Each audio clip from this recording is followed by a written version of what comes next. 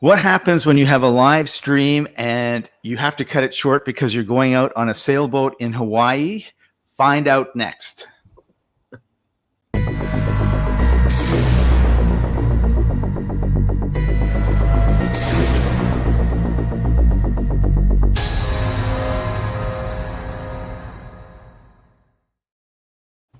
Aloha, everybody. Aloha, Chaffee.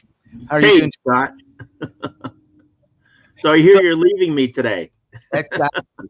Today is I'll go on the sailboat day in Hawaii. So everybody, I am in Hawaii. I'm on the island of Oahu on the North Shore, and my buddy that is putting me up, uh, which is just wonderful because I'm not in a hotel and I'm not spending any money on rent, has a sailboat. And today is a beautiful day. The last 3 weeks have been pouring rain, and it's just been the odd nice day. And today is nice, so we're going to go and do a little bit of work, take some pictures of his boat, and head out onto the water because there are humpback whales. So that's why today is going to be much shorter. And our topic is about focusing on goals. So my goal is to have a shorter live stream with Chaffee that's absolutely amazing, and then head out on the ocean. So I think your focus is getting on the boat, and everything else doesn't matter, or now, matters less. is that not the secret to focusing on your goals? That's right. It is. It was making it a priority and making things happen. Right, taking care of what you need to take care of first. So Chaffee, what happens if you have 10 goals? Well, again, we talk about focusing on your goals. Only if you have 10 goals and you split your focus on 10 things, then you get none of them done, right? Exactly. So this is what focus stands for, Scott. And I tell everyone this. I tell my son this. I tell, my students this. Everything is focus stands for follow one course until successful. Okay, so follow one course until successful. And so when you place that one goal, if you have 10 goals, you got to choose which one of those goals is the most important and put that above everything else. And that's the one that you're aiming for. That's the one that you want to finish. That's the one that you want to target. And then the other ones you want to get done as well, except, again, what's the priority? What's the highest and best use of your time? And focus on that. Follow that one course until you get that done, and then start tackling the other 9. Yeah. And of course, in a 24-hour day, we have goals like go to sleep, eat, pardon me. So it's not like you're going to be spending all of your day on, necessarily all of your day on, I mean, you have to be pretty obsessive to be able to spend all of your day working just on one goal. So you're going to be able to say, you know what, I'm going to work on this priority. And depending on what your goals are, they may be, for example, one of my goals is to walk a mile a day. So I can say, you know what, I've done this live stream with Chaffee, I've done my sailboat thing, I've got this done, I've got that done. And now I can, now that goal becomes to the top, right? And I can do it. One of the things that one of my mentors said once is that we have financial goals, we have health goals, we have emotional goals, we have spiritual goals, we have I'm not sure if I said physical goals, and one of the things that he said was, it's very difficult. So that's 5 areas that you should have goals in, right? But it's very difficult to be totally focused and achieving all of those goals. His philosophy was, I'm feeling like I'm not as fit as I should be. So that goal becomes a bit higher, but then I'm not in my spending time in my relationships the way it would. So that one comes. And so there are always this kind of fluctuations that are going on. And I think that's just sort of part of life. So Scott, what you're talking about, what comes to my mind when you mention that is something that a lot of people call having a balanced life, right? And so, and to me, just so you know, and I'll get into this a little bit, is that having a balanced life is a bunch of hogwash, right? So, I mean, you hear it all the time, right? You should have a balanced life. You should, make sure that you have your professional life and your personal life and, all these other lives, and you should balance them, right? Yeah. And so for me, the concept of a balanced life is I bought into that when I started getting into business, when I started getting into this. And what I found, as you said, is that certain things take priority. And so there's really never this kind of balance that happens. It's always things moving back and forth, and it's a well-oiled machine. And so when you think about it, though, what happens when something is completely, totally balanced, right? If you're on standing on one foot and you're completely balanced, what are you doing? You're not moving, right? Yeah. You're You're stuck. You're staying. standing still. And so when you have a completely balanced life, sometimes it just means you're not moving, right? And maybe you're stuck in your comfort zone. You're stuck in your rut. You're stuck in your career. You're stuck in your life, and everything's balanced. And you know, it might seem like this pretty world around you, like, oh, I'm so happy and balanced. Only again, you're not moving. You're not growing. You're not developing. And so for me, it's more about how well do you integrate everything, right? So how well do you put everything together and make that your life? And when I think about the most successful individuals out there, the Oprahs, the Bill Gates, the Elon Musk, you know, they don't have a personal life and a professional life and different kind of lives. They have life. They do what they love. They love what they do. They don't separate things. They talk about it with their friends and their family. It's all one thing, and it's just they move forward and they adjust as they need to in order to accomplish what it is that they're passionate about, what they love to do. So hogwash on the balanced life. No, I absolutely, totally agree with you, Chaffee. That's a really, really good point. And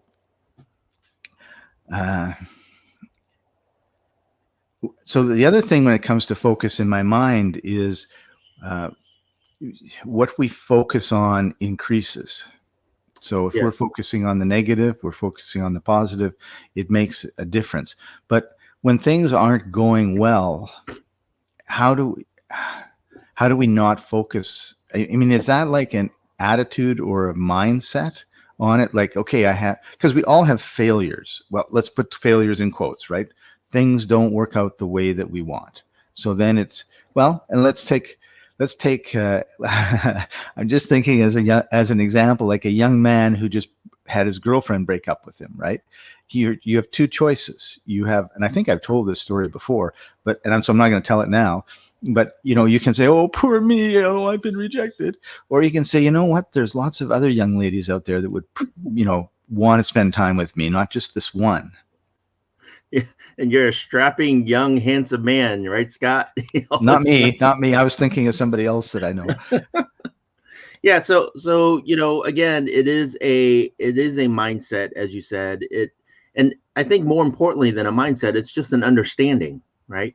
And the understanding is exactly what you said, is where your focus goes, what you focus on, you're sending energy to, and where energy flows, results grow. And so if you're sending energy to negative things, if you're focusing on negative things and thinking about negative things, then that negativity grows, right? And so in your relationship, I always, you know, I've been in past relationships that may or may not have worked out. And in my mind, it's always, I got into that relationship for a reason. What was that reason that I got into that relationship? And if I'm no longer in that relationship, then there was a reason for that too. What are the lessons I can learn from that so that my next relationship can be much better, can be much stronger, can be much more fruitful? And what changes do I need to make, if any, so that I can have those kind of results? And so, you know, the experiences in my life are what made me who I am today. And if I look at them in a negative light, I would be in a completely different place. I'd be a completely different person. Now, sometimes, like you said, if you have failure after failure after failure after failure, then are you focusing on the failure part, or are you focusing on what you learned from those failures so that you can continue to move forward and grow and eventually get out of the series of failures into a series of successes, right? As Thomas Edison, the inventor of the light bulb, always said, you know, after 10,000 trials, he finally developed the light bulb. He said that I didn't fail 10,000 times. I learned 10,000 ways of not to produce a light bulb. And using the word trial instead of failure, that was a big shift in because I'd never heard the trial word before. I'd always heard the fail word.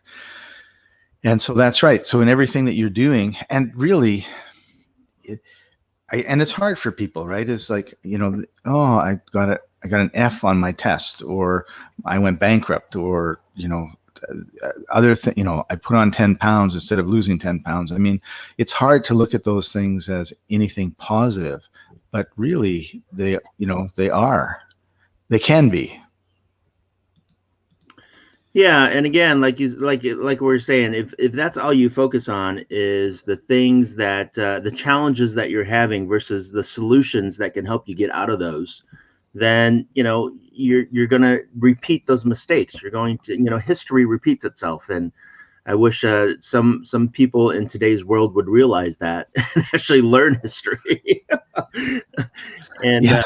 history does repeat itself, and if you don't learn the lessons of the past, if you don't learn the lessons from your experience, then you're bound to continue to repeat that cycle.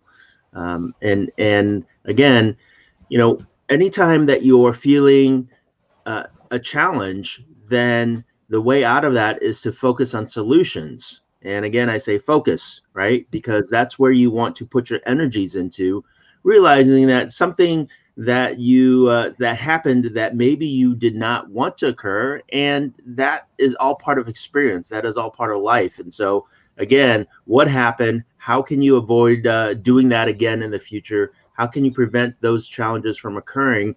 And how can you build better businesses, relationships, successes going forward?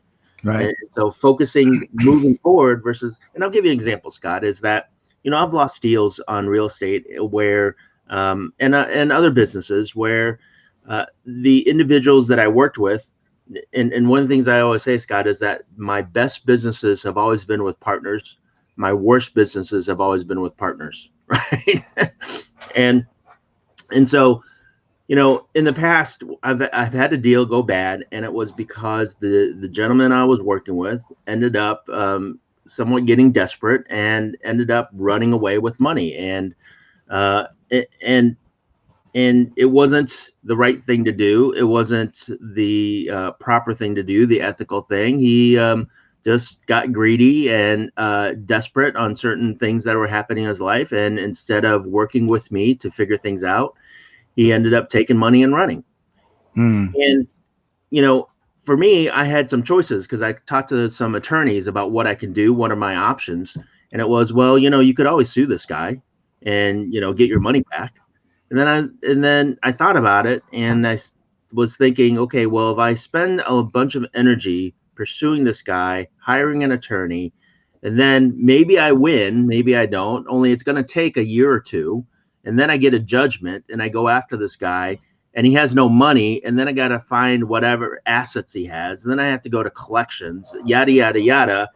5 years later, I may or may not get something, only I'm going to be, 20, 30,000 or more in the hole because of attorney fees and other fees. Well, it's horrible that happened. Only why don't I instead just focus on making more money and doing more deals, and then I don't have to worry about it.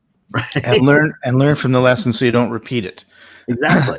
I often say I make lots of mistakes. I only get mad at myself when I make the same mistake twice because I should have learned from the first time. And I want to tell you a quick story on the opposite side of. I want to tell you what your future would have looked like if you'd have done what you said you weren't going to. Which if you'd have done what you didn't do.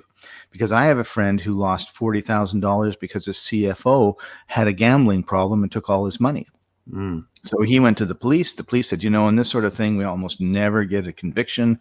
You're better off just to forget it. So he said, screw that. And he spent the next 2 years, he made like 2,500 page document, took it back to the FBI and the police. They went, wow, okay, well, we can charge this guy. And then he also did a civil suit. Well, the guy has a gambling problem, so he has no money. And so then they went back to him and they said, okay, we can charge him. We can take him to court. I'm pretty sure that we can put him in jail. But, if that happens, you're never going to get your money. So what do you want to do? And I don't recall which way he went with that. I think he said, yeah, we're going to court. And then it was like, then the judge says, well, okay, he's guilty. Do you want me to put him in jail, or do you want to get your money back? And you're not going to get the money back if he goes to jail, and you may not get the money back if he stays out, because he's got a gambling problem and he's poor and he has no money. So basically, he destroyed his business in that 2 years because he focused so heavily on getting revenge on this guy, and it really just absolutely destroyed all the momentum he had.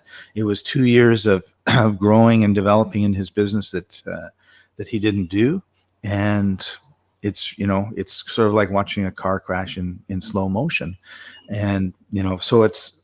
Is that your goal, to get revenge on somebody that does you wrong, or is it to, sail a boat in Hawaii one day, right? Can't do both. So which is it? And I think oftentimes we call it cutting off your nose to spite your face, right? Like is your goal that you're focusing on the right goal for what you want to do? And maybe that's a problem people have when it comes to focusing, is that they don't have the right goal. Absolutely. And as you said, Scott, instead of spending 2 years writing up this 2,500 page document and going after this guy, if he would have spent those 2 years focusing instead on rebuilding his business, growing his business, after 2 years, he probably would have made much more money back than the 40,000 that he lost. Right. And he would have a thriving business that could continue to carry him forward, or potentially have a thriving business that would continue carrying him forward from that point on. And instead, like you said, he ran his business to the ground. And after 2 years, maybe he felt a little better. I don't know, maybe not. Only then he had to start all over and figure out something else to produce income for himself, right? Yeah. Well, he didn't feel good about the whole thing at all. But Yeah. it was like, yeah, I got the guy. That's like, man, Right. testosterone out of control here, right? Yeah. So it's better, again, for me, to make more money ethically, responsibly, than it is to go after bad money. Right? Good money is always better than bad money. Bad money is bad money for a reason, right? It's negative. Yeah. It's challenging. It's taking you down, like you said, Scott. Maybe your goals aren't the right kind of goals that you should be focusing on. And so if they're not the right kind of goals that people should be focusing on, Scott, then what are some suggestions that you have that people can do to make sure they are the right kind of goals? Well, I think the first thing is lists. Like, I really feel like there's 5 areas of life, right? You got the financial, physical, mental, spiritual, and emotional, right? So financial is obvious, like, do I have enough money to pay the rent?